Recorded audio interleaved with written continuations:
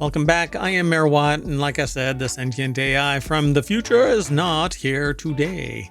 So I'm looking at their visualizer, and they're not online, so they must be busy. That's okay, though. Let's get into the 10 articles. I'll bang these out real fast. This is a time machine episode. I have less than an hour. Let's get going. First article is over in the Wanted channel. Sustainable tiny home wind turbine nacelle transformed into a small house. European energy company Vattenfall and Super Use Studios have transformed a nacelle, the blades, a large container atop wind turbines housing key components, into a tiny sustainable home. Using a nacelle from a Vestas V80 2 megawatt turbine decommissioned after 20 years of service, the project repurposed the 376 square foot nacelle, demonstrating potential for adaptive reuse of turbine materials. So there are people that are turning the blades themselves into like bridges and stuff like that too. In this, they're turning I guess the large container atop it, not just the blades, but the large container on top of the mast, into a tiny home. The unique tiny home is on display in the Dutch Design Week 2024 in Eindhoven. This is kind of great and all, but these are few and far between. But I dig that they're being used for something else. I just saw a 19 foot, I think it was. No, I'm sorry. It's 19 square feet. A tiny little trailer transformed into a tiny home. But to use the bathroom, you have to go outside and open up a little container and take the composting toilet out. They said it has flushing capabilities, but it's a single pump and water flows through, and then it compartmentalizes the refuse. But these tiny homes, I guess they're good for their intended purpose. The structure, it's 13 feet wide, 32 feet long, 10 feet high, was outfitted with essentials like electricity, plumbing, insulation, thanks to a collaboration with various partners. Constructed from durable glass fiber reinforced plastics, the nacelle's transformation serves as an eco-friendly alternative to disposal, but no, plastics are not eco-friendly in the slightest bit. Please, let's not pretend. This thing is going to be giving off micro and nanoplastics into the environment for the foreseeable future and breaking down as the sun bakes it, and care isn't given to it over time. It'll continue to break down. It says, although the material itself is challenging to recycle. Challenging is an understatement. You're actually inhaling these nano and microplastics that flake off and you don't even realize it. Solar panels on the roof provided power, 1800 watts. That's great. Sufficient run home systems, while a solar powered water boiler and heat pump offer hot water and climate control. Looks bigger than my first apartment for sure. Of course, my first apartment, the walls wept water when it rained outside. So 20 years. So every 20 years, some of these are going to be able to get deployed somewhere. But no, this is a one-off thing and probably wildly expensive because they're going to want to recoup the costs of pulling it off of the mast and bringing it back down and transporting it to wherever. It's a showpiece. So yeah, congratulations. But I'd rather it actually be used. Let's just say that. Anything is better. Let's move on. The next article is over on the Mobile channel. Russian court wants to have Google fined for whatever this, I can't remember what the real number is, 20, I can't remember how many, whatever this is. The court imposed a fine, which is doubling every week following lawsuits brought by Russian TV channels blocked from YouTube. Todd Feathers over at Gizmodo.com put the article together, and that's what the deck statement says. So, a dozen TV channels whose programming the tech company blocked from appearing on YouTube. The fine has been accruing since 2020 when Russian outlets Tsargrad TV and RIA Fan sued Google for blocking their content, according to Novaya Gazeta. Since then, the penalty has continued to grow as 15 other channels, including Kremlin-backed networks, won court cases against Google. It's domestically, though. Russian domestic. As of today, the total fine, undecillion rubles. That's a 2 followed by 36 zeros, which is the equivalent of about 20 decillion US dollars, apparently, which is, yeah, whatever. Given that Google has gone years without paying the fine, it's unlikely the company is going to open its checkbook now that the numbers are getting really goofy. And even if it wanted to, Google couldn't cover that bill. So I think it's really stupid. And it's a private company. They don't have to allow jack shit. So I don't know. Maybe you can invade Google. The YouTube block of Tsargrad TV in 2020 came after the U.S. sanctioned its owner, Konstantin Molfayev, a Russian oligarch who the Department of Justice said was instrumental in the country's 2014 and 2022 invasions of Ukraine. RIA Fan was set up by Evgeny Prigozhin, who was actually, it says here, who, according to Novaya Gazeta, was the co-founder of the mercenary Wagner Group, and originally a staunch backer of Vladimir Putin before leading a mutiny against the Russian leader last year that ended with his jet mysteriously flying out of a hospital window. Anyway, let's move on. The next article is over in Non Sequitur News. That was a lot of money, folks. That is a lot of money. Good luck getting it. Scottish distillery beats silly trademark dispute over geographic name, Port of Leith. There must be something about the alcohol business that creates silly trademark disputes over geographic terms. We've seen this several times in the past. This has to be coming from tech dirt, such as the whole Ravinia Festival dispute over the time two breweries fought over the trademark for the neighborhood one that one of them operated out of. While these don't always turn out the way that we think, the fact is that trademarks for geographic locations are supposed to be very, very narrowly granted. So, Port in the Storm Department is where this article was written by Timothy Gaynor, my spirit animal, I suppose. Our humor seems to line up pretty well. The European Intellectual Property Office has ruled that the Edinburgh distillery may partially continue to use the phrase Port of Leith on its bottles after an attempt was made by an association of port winemakers to ban it. The ruling states that the distillery is permitted to use the term port on its registered spirit products, but not on any future port or sherry products.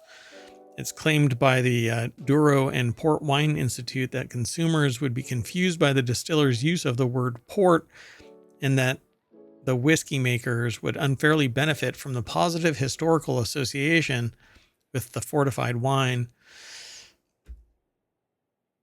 Maybe if it was a descriptor, a Port of Leith, but not a location, it's the Port of Leith, right? So you've probably already guessed where this is going. They say in the article, the port in Port of Leith has nothing to do with wine or alcohol for that matter. It's a literal waterway port north of Edinburgh. The reason for the partial ruling is that the distillery actually does make some port wines along with sherry and whiskey, and those wines may need to be discontinued or renamed, though they would argue against that. And I would too, because it's a location, not a name, and it isn't the primary name. They're not calling it the Port of Leith, right? We would assume it's a location. Yeah, weird. I don't know anybody that's going to be going, hey, I need that port from Leith. No, they're going to be looking for whatever who is it? There's a company, right? What's the name of the company? Say the name of the company in this entire thing, for crying out loud. Between the Douro and Port Wine Institute and a Scottish distillery. So it just says a Scottish distillery. What is the Scottish distillery?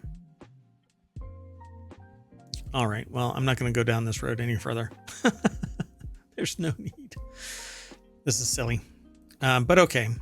Yeah, I guess you're not allowed to put like the location of your distillery. Be careful. Because if you're on a really popular street, then you can't put the name of the street because you might benefit from your location, which is part and parcel of the business anyway. Location, location, location. Hey, look, my cable is sticking up. What the heck? Okay, sorry. I get distracted. Non sequitur news. Let's move on. The next article is over in Technology Today. World's first green energy island sails into cost storm at a shipyard in the North Sea. Workers in luminescent vests are building dozens of massive hollow concrete boulders, each the size of an apartment block. The article is by Umberto Bacci at techexplorer.com. This is getting built out. Tech Explorer, don't do fog of war over a picture. Gosh, that's very frustrating. Anyway, Brussels plans to install offshore wind farms with a capacity of 3.5 gigawatts. Now, this is the kind of place where you're going to have a whole bunch of those nacelles, or the rooms that are behind the blades. So you can take the blades, build bridges. You can take the nacelles, which are the compartments apparently behind the blades, the little workroom. You can take that and turn it into an apartment somewhere after 20 years. So I guess there's going to be a bunch of these sitting out there. So these are to be floated out to sea and sunk, but they're building these massive hollow concrete boulders, each the size of an apartment block. They're going to be floated out to the sea and sunk to become the foundations of a giant Belgian green energy development, a world first, which is itself, however, in choppy waters and surging costs. They named it after Belgium's Prince Elizabeth. The Energy Island was launched in 2021 to support the huge expansion in wind energy production that would drastically reduce the company's dependence on planet-warming fossil fuels. But supply chain snags have made it more than triple in cost to more than 7 billion euro. That is a lot. So they call it multiple sockets. Belgium plans to install 3.5 gigawatts of offshore wind capacity in coming years, enough to cover 30% of the country's needs, according to the government. All of it indefensible in times of strife. And it doesn't take much to disrupt wind farms. Same thing with solar. Even hydro is easy to disrupt. Anyway, it'll also connect the Belgian grid with wind power producing North Sea neighbors such as Britain and Denmark, allowing for a more stable energy supply. The island is like an extension cord with multiple sockets. That's basically what they're saying. Then they say placing it in sea avoids NIMBYism, or the whole mentality of not in my backyard, even though the people that are there are in somebody else's backyard and suffered from NIMBYism, I guess. So there's a lot of hypocrisy in all of this. But Russia's invasion of Ukraine in 2022 threw a spanner in the works. This isn't all tied together. I didn't intend to, at least. The Russian court thing, or a couple of articles ago, I had no idea that this was going to be involved in it. But anyway, Russian invasion of Ukraine in 2022 threw a spanner in the works. It triggered European push to wean off Russian gas, which further accelerated the continent's rush to build more renewable power. So off they go. Good. Do it. Get it going. But I hope you surveil really well. Because if times get worse, you're going to end up in conflict. They say throwing away the baby from an initial 2.5 billion euro. Now it's at 7. The island cost has soared to more than 7 billion, according to an estimate cited in Parliament last week. Yeah, I don't know. There can't really go much into this beyond that. It's just increasing costs, but there's so much invested in this now. They've got to get it completed and start this process of generating electricity at a cost that is lower than domestic or external, like natural gas, etc. All right. Well, good luck. I think everybody should switch to this, but again, you have to worry about the fact that it's not defensible, and there's still sociopaths out there that want conflict, or straight up psychopaths. So the next article is over in the mobile channel. I wish every live service game was like Deep Rock Galactic, says this author. I think it's at Vice, but we'll see when we transfer over to it. When you click on the visit the source, and I won't have this in the show notes over on Twitch because Twitch isn't going to get this video. It's only going to be on YouTube, and it'll be in the show notes underneath the video. So all of the links will be there. I'm not streaming this particular episode. I just heard that Nightingale is going to scale back. Pardon me one second. I had to sneeze. So I'm frustrated with live service games because whenever they decide to get up and go, they take their shit with them. And even though I operate in good faith, I pay for a game, I try to enjoy it, but I'm supposed to be able to play that game in perpetuity. It shouldn't end when somebody else decides that it's convenient for it to end. But that's how it is with a lot of these live service games.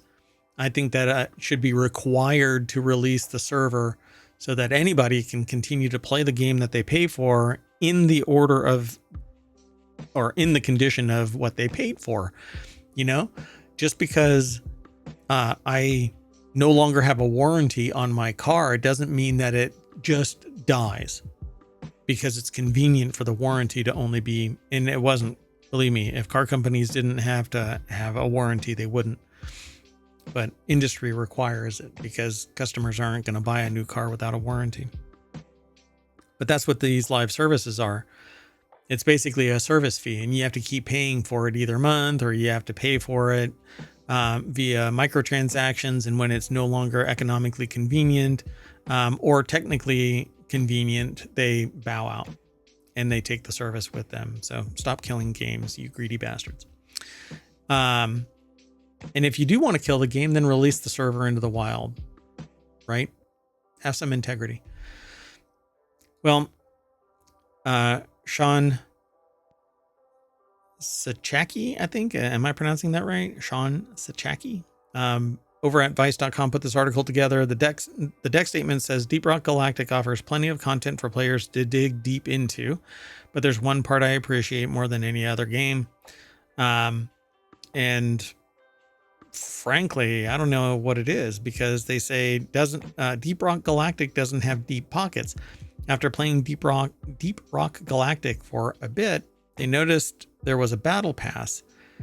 Things were a little different here. Advertisement was kept to a bare minimum, and it hasn't been flanked with microtransactions. They were able to just jump right in, no constant reminders to get the latest and greatest gear. It was there for them to earn while they play at no extra cost. Paid games are pushing battle passes down our throats at an alarming rate. The most recent Call of Duty game likely has a battle pass alongside countless other cosmetics that are available for purchase. And the worst part, players can't use these transactions in other Call of Duty games. Anything you buy in Black Ops 6 is going to stay in Black Ops 6. This isn't okay, they say. Frankly, it's terrible. And that's why they appreciate what Deep Rock Galactic has to offer. It gives you a battle pass to work through at no additional cost with no hidden strings. You can jump in, earn some neat items, and get to work digging in the mines with your buddies. Well,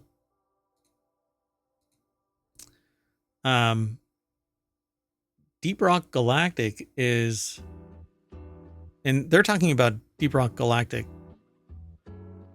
not Deep Rock Galactic Survivor. So let me, you know what? I think I uninstalled Deep Rock Galactic. Right. So Deep Rock Galactic is $30. It's on sale right now for $10. You pay for it. And frankly, it's a paid for game. So what's all the hubbub? I mean, if you pay for a game, then you should be able to play it as it is presented. I shouldn't have to worry about the live service ending. I should be able to spin up my own damn server. It's just so frustrating that I have to rely on some third party. And whenever, again, they get tired of being the middle person, they're not going to just release the server into the wild, right? Not that I know of. I don't think that there's a Deep Rock Galactic. I'm happy to correct myself if I find out, but I don't know if there is a self-hosting option for Deep Rock Galactic. I don't think I've got it in my library, mainly because for me it's really repetitive. But anyway, I'm not fond of the loop. But at any rate, so they have something. Paid games are pushing the battle pass down our throats at an alarming rate, but people are paying for it, just like they're paying for $90 mounts in WoW. And companies will continue to do it as long as people are willing to pay for it. So, and again, apparently Nightingale shut down, is not shut down, but is in the process of shutting down, scaling back, and is continuing to do development. But they say that it was mediocre early access, which is disconcerting because I'm one of the early access people. So I guess I'm not going to be able to enjoy the game how it should have been because they didn't make enough money, even though, anyway. So, yeah, now Deep Rock Galactic does offer DLC, as most games of the day do. And the author is perfectly fine with it. Nothing is locked out of the game by the DLC packs. New areas, new enemies, everything are included with the price of entry. It's just a silly game about digging holes with your friends. And for what it is, it's simply fantastic in every regard. But you do have to pay for DLC. $8 here, $15 there. Depends on what it is. There's actually 12 different packs that you can buy, ranging in price, from $8 all the way up to 15. So yeah, you do have microtransactions. They're just in chunks. Let's keep moving. This next article is over in Mobile. It's one of the channels over in ohmtown.com. Go over there, become a citizen. I'm working on it actively right now, and so you might see some glitches and stuff like that. Unfortunately, it is what it is. I do all of the work, so there will be some glitches from time to time. Images and stuff like that are broken right now. But anyway, lost Chopin Waltz, found on a postcard 200 years after it was written. Following Mozart, now Chopin is dropping a new track nearly 200 years after his death. Curator Robinson McClellan recently discovered an unknown waltz by Frédéric Chopin in a vault at New York City's Morgan Library and Museum. We don't know what we don't know. It's just kind of amazing out there. I love this stuff when it's found. I don't know if anybody has reproduced it yet, but it says here, McClellan's incredible find came as he was cataloging collections, including vintage photographs and signed Picasso postcards, the New York Times reported. Upon finding a composition with the label apparently in Chopin's hand, but unsigned, at first McClellan was unconvinced of its authenticity, so had it verified. Paige Gawley over at Vice.com put the article together, and the deck statement says, Chopin has been dead for nearly 2 centuries, but he's still got some new musical compositions up his sleeve. They say the beginning is remarkable. Several moody, dissonant measures culminate in a loud outburst before a melancholy melody begins. None of Chopin's known waltzes start this way, making this one even more intriguing. The museum wrote on Facebook, lasting about a minute. This is the shortest of his waltzes, but it shared the signature tightness of his finished works. Dun, dun, dun. So they're 98% sure that not only is it Chopin's handwriting, but also their composition. Let's keep going. Moving on. Next article is over in Four Wheel Tech. Replica 16th century ship drifts into bridge after losing power despite having sails. A replica Ferdinand Magellan's flagship, the 16th century sailing ship, the Trinidad, drifted into a bridge in St. Augustine, Florida on Monday. The crew of the Neo Trinidad reported losing control after losing power to both of its engines. The replica wasn't damaged, unlike the original Trinidad. So, oh God. It wasn't damaged? How in the world? Oh, it must have been there already and then just kind of bumped up against it, maybe? I don't know. Ryan Eric King over at jalopnik.com put the art, talk about Jalopnik. Jalopnik.com. I guess there's a video, but it apparently drifted into a bridge of lions in St. Augustine, Florida. Massive four-masted vessel is a recreation of the ship Magellan used to circumnavigate the globe in 1519. It's 93 feet long, and its tallest mast rises 82 feet above the waterline. Despite measuring 359 square yards of sail and nearly 2 miles of rope, the ship relies on engines to navigate modern ports and harbors not equipped to accommodate massive sailing ships.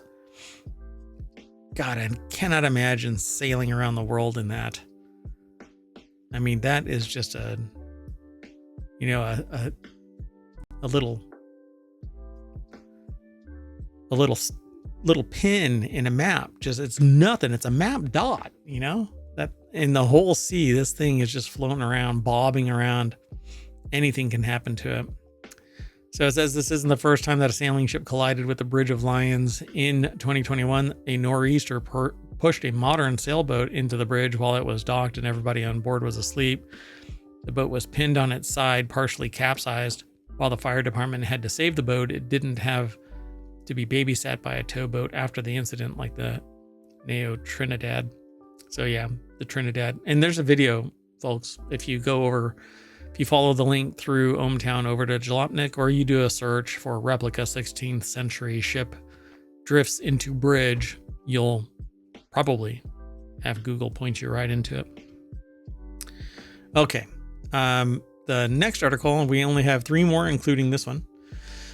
Stock Marketeers is where it is. JP Morgan sues 4 people over Chase Bank glitch, and here's how much money they allegedly stole.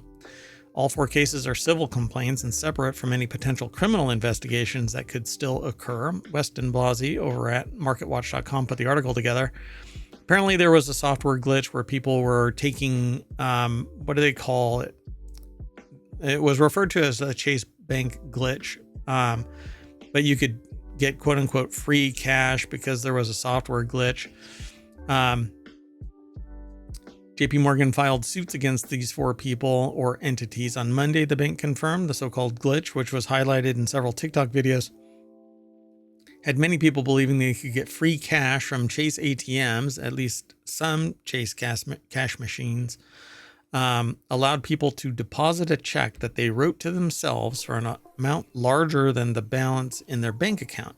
It can take banks several days to verify checks, but this check glitch is really nothing more than getting an advancement based on the fact that the check is going to cover whatever it is you're withdrawing. This isn't free freaking money. You're bouncing a check. So it's criminal. And so Chase alleges that these 4 individuals and entities from Texas, California, and Florida still owe the bank approximately $661,000 in total, according to filings which were viewed by MarketWatch. Wild. I mean, just the unabashed nerve of this. Yeah, it says fraud is a crime that impacts everyone and undermines trust in the banking system. These people will never be able to cash a check in the banking system because, well, they'll be able to cash it, but there will be a hold on that check every time. You won't be able to get any advance funds out, particularly at Chase. But with a civil and criminal, I suspect, criminal charge presented, yeah, your account's going to be flagged everywhere. You're going to have to operate on a cash only basis, which I'm willing to bet that people were probably already trending towards that. So check fraud is a growing issue. There was a 90% increase in suspicious activity surrounding checks from 2021 to 2023. Let's keep moving. This next article is over on the Mobile channel. A rare dime is worth $499,999.90 more than usual. So it's a $500,000 dime.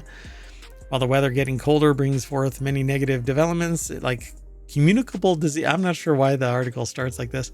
Communicable disease, heating bills, shorter days. One of autumn's unmitigated delights is finding cold cash that's been lingering in your coat pockets for months on end. So apparently this is a perfect dime. It actually looks like it's a strike. So Madeline Fitzgerald over at Quartz or QZ.com put the article together. The deck statement says the coin is one of just 2 dimes struck in 1976 that is missing the mint mark. Oh wow, there's only 2 of them. So usually there's a mark that shows where it was actually minted somewhere on it. I'm not quite sure where if dimes always have to have it in the same spot. But yeah, there's apparently it's missing the S, indicating its provenance, that it was struck in San Francisco that year. The trio, 3 sisters in Ohio, uncovered a humble dime in the back of a bank vault that likely made their entire year. The trio inherited an exceptionally rare 1975 10-cent piece from their brother that sold at Great Collections auction house for a whopping $506,250. The coin is just one of 2 dimes struck in San Francisco that year, missing the S mint mark and making it into circulation. The U.S. Mint produced 2.84 million proof sets in 1975 with the S mint mark, signifying they were printed or minted in San Francisco. But only 2 sets have ever been discovered containing the dime without the S mint mark. Ta-da! Won't even go into anything else about this, but pretty fascinating. And our last article for today's time machine is over in the continuity report. Oasis to cancel 50,000 tickets for a reunion tour sold on secondary markets. More than 50,000 tickets sold for Oasis 2025 UK reunion tour will be cancelled. Promoters Live Nation and SJM confirmed to the BBC on Monday. The promoter said that all invalidated tickets will be made available again through the official seller, Ticketmaster, at face value, which I find really interesting. Gemma Aswada over at Variety.com put the article together. So I don't understand how this is actually taking place. It says the problem-plagued British on sale for the tour. The problem-plagued British on sale for the tour. The way that's written, maybe I don't understand it. Announced in August that the latest in a series of ticketing debacles due to demand far outweighing the supply. Around 1.4 million tickets were on sale, but more than 10 million fans from 158 countries attempted to buy them. Inevitably, within hours, the secondary market was flooded with tickets at vastly inflated prices. So we know that the artists, Oasis, said that they were going to stop that. But tickets that are purchased in good faith and sold to a party after the fact being told that they're going to take action against it, I don't know how this is actually going to play out. A company spokesperson said these terms and conditions were successfully put in place to take action against secondary ticketing companies reselling tickets for huge profit. Only 4% of tickets ended up on resale sites. Some major tours can see up to 20% of the tickets appearing via the major unauthorized secondary platforms. All parties involved with the tour continue to urge fans not to purchase tickets from unauthorized websites. But my understanding is that